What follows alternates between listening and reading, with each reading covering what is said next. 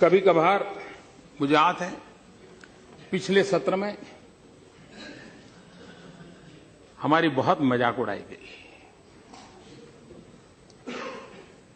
मैं नहीं जानता हूं इस प्रकार का भाषा का प्रयोग जो कर रहे थे उचित होता था। यहां तक कह दिया कि आपको वीजा दे रहे हैं पार्लियामेंट में आने का। इस प्रकार का प्रयोग करने वाले लोगों को मैं और तो कुछ कहता नहीं हूं, लेकिन मैं इतना कहता हूं,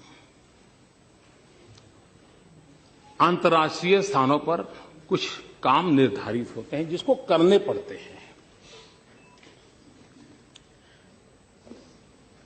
उन मीटिंगों में पहले के प्रधानमंत्रियों को भी जाना पड़ता था, इस प्रधानमंत्री को जाना पड़ता है और भविष्य में जो आएगा उसको भी जाना पड़ेगा।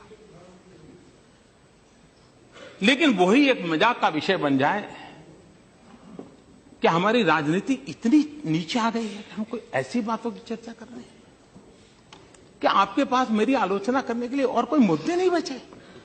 लेकिन मैं कहना चाहता हूं, अगर आपको देश की इतनी चिंता थी तो आप इस देश का प्रधानमंत्री विदेश गया तो कितना समय कहां बिताया, कभी उसकी भी तो जांच कर लेते, कभी उसकी भी तो इंक्वायरी कर लेते। मैं आज कहना चाहता हूं जी, मैं जापान गया तो जापान मेरे कार्यक्रम में मैंने एक कार्यक्रम क्या जोड़ा, मैं वहां एक नोबेल लॉरिएट साइंटिस्ट याकामाहा को मिलने गया। क्यों?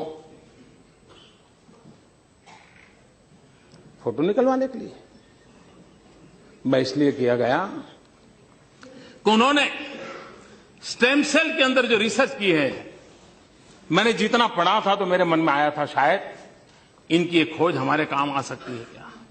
क्योंकि मैं जानता हूं मेरे देश के आदिवासी, उन आदिवासियों को परंपरागत रूप से सिकल सेल की भयंकर बीमारी से जूझना पड़ रहा है, और सिकल सेल की बीमारी कैंसर से भी भयंकर होती है। जिन्होंने सिकल सेल की बीमारी वालों के विषय में पूछा है तो पता चलेगा ये कितनी पीड़ादायक होती है और पीढ़ी दर पीढ़ी चलती है। अभी तक उसकी कोई दवाई नहीं मिली है। एक आशा लगी है कि स्टेम सेल के द्वारा सिकल सेल की बीमारी से मुक्ति हो जाए। हम गए तो वहां गए, उनसे चर्चा की, और बेंगलोर के हमारे साइंस इंस्टीट्यूट के साथ आज उस दिशा में हमारा काम हो रहा है कि स्टेम सेल्स के द्वारा हमारे युवा साइंटिस्ट कुछ खोज करें। मेरे आदिवासी भाइयों को पीढ़ी दर पीढ़ी जो परेशानियों से जिंदगी गुजारनी पड़ती है उससे वो बाहर आए। हम ऑस्ट्रेलिया गए, G20 समिट में गए। हम कहां गए? मैं उस किसानों के साइंटिस्ट, एग्रीकल्चर साइंटिस्टों को मिलने गया, उनके लैब में गया जिन्होंने प्रति हेक्टर ज्यादा चना उगाने का और सबसे खराब धरती पर चना उगाने का सफल प्रयोग किया था, रिसर्च किया था। कहीं पढ़ा था मैंने, मेरे मन में पढ़ा था, मैं उनके पास गया। हमारे देश को पल्सिस में हम बहुत पीछे हैं। देश को पल्सिस की जरूरत है। गरीब आदमी को न्यूट्रिशन फूड के लिए प्रोटीन की जरूरत है। हमारे देश के गरीब को प्रोटीन मिलता है दाल में से, पल्सिस में से मिलता है। अगर हम हमारा किसान अच्छी मात्रा में पल्सिस पैदा कर सकता है, अगर प्रति हेक्टर ज्यादा पल्सिस पैदा कर सकता है तो उसको भी अच्छी आय मिलेगी और हमारे गरीब का भी भला होगा।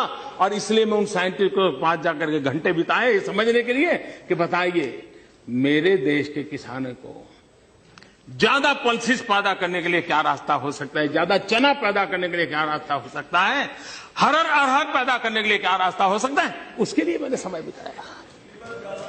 मैं एक और साइंटिस्ट के पास गया, इस बात के लिए गया मिलने के लिए कि उन्होंने केले में कुछ नई खोज की थी। मैं समझना चाहता, मुझे पूरा पता नहीं था, तो मैं ऐसे ही चला गया उनके पास, उनके साथ बैठा, उनकी लैब देखी, उनके प्रयोग देखे। उन्होंने केले में न्यूट्रिशन वैल्यू बढ़ाने में बहुत सफलता पाई है, अधिक विटामिन को पाने की सफलता पाई है। केला ये अमीरों का फल नहीं है मेरे भाइयों बहनों, केला एक गरीब से गरीब का फल होता है।